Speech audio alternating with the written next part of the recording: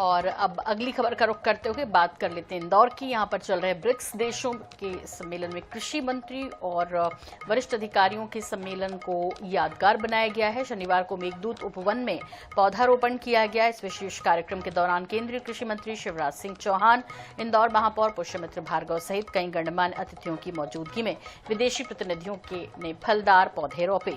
दरअसल इंदौर के मेघदूत उपवन में ब्रिक्स देशों के मेहमानों के लिए विशेष रूप से ब्रिक्स वाटिका विकसित की गई, जो इस आयोजन को स्थायी यादगार के रूप में संजोने के लिए निगम ने विशेष रूप से तैयार की है। आपको बता दें कि 9 से 13 जून तक आयोजित ब्रिक्स देशों के महत्वपूर्ण कृषि सम्मेलन में अनेक देशों के कृषि मंत्री और वरिष्ठ अधिकारी पहुंचे हुए हैं, जहां विदेशी मेहमानों ने शहर की हरित पहल और स्वच्छता मॉडल की सराहना भी की। इंदौर ने स्वच्छता में मिसाल कायम की है, केवल देश में नहीं पूरी दुनिया में। ब्रिक्स कंट्रीज की जो बैठक है ये बहुत सार्थक हुई है। उसकी स्मृतियां सबके हृदय पटल पर अंकित रहे और इंदौर ने जो स्नेह, प्रेम और आत्मीयता इस आयोजन में आए प्रतिनिधियों के साथ दिखाई है, वो अद्भुत और अभूतपूर्व है। प्रतिनिधि गदगद है। हमने अंतर्राष्ट्रीय स्तर पर इंदौर का नाम आगे बढ़ाने का काम किया है। आज सुबह हमारे मेघदूत उपवन में ब्रिक्स वाटिका, जिसमें ब्रिक्स नेशंस और उनके पार्टनर नेशंस ने भारत सरकार के केंद्रीय कृषि मंत्री माननीय शिवराज सिंह चौहान जी की उपस्थिति में कृषि, विश्व शांति और आपसी प्रेम के संदेश के साथ वृक्ष लगाए हैं।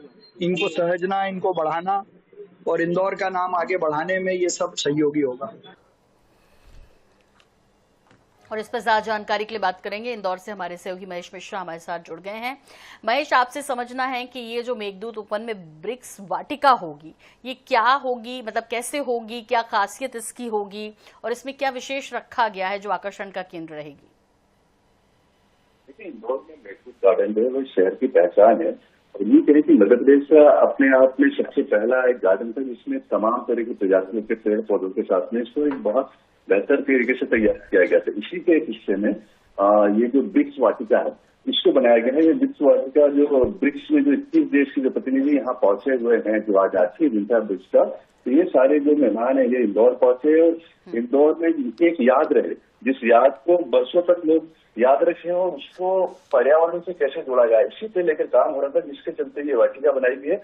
इस वाटिका की विशेषता ये कि इसमें सारे वो वनस्पतिक पेड़ पौधे से हल्दू, गस्सा या इस तरह के जो पेड़ पौधे होते हैं उनको लगाया गया है। इनको न सिर्फ लगाया गया है बल्कि इन पौधारोपण के बाद में इंदौर नगर निगम के जो उद्यान विभाग है उसकी जिम्मेदारी दी गई है कि वो इसको पूरी तरीके से सहेजे, इसका देखरेख करे और पौधों को पेड़ बनने में जितने भी सालों का समय लगे इन पे पूरी नजर रखी जाए, इनको उस तरीके से तैयार किया जाए ताकि आने वाले वर्षों में, आने वाले समय में जो ब्रिक्स कंट्री के जो मेहमान इंदौर पहुंचे थे उनकी एक याद हमेशा यहाँ पे प्रत्येक रूप से बनी रहे इंदौर शहर में। जी महेश, और बहुत संक्षेप में ये भी आपसे समझना है कि कैसा महसूस किया ये जो कृषि मंत्री तमाम देशों के पहुंचे थे। इंदौर अपने आप में बहुत अल्लादा शहर है और ऐसे में आज आखिरी दिन, तो क्या कुछ उनका रिस्पांस आपको देखने को मिला? बहुत संक्षेप में।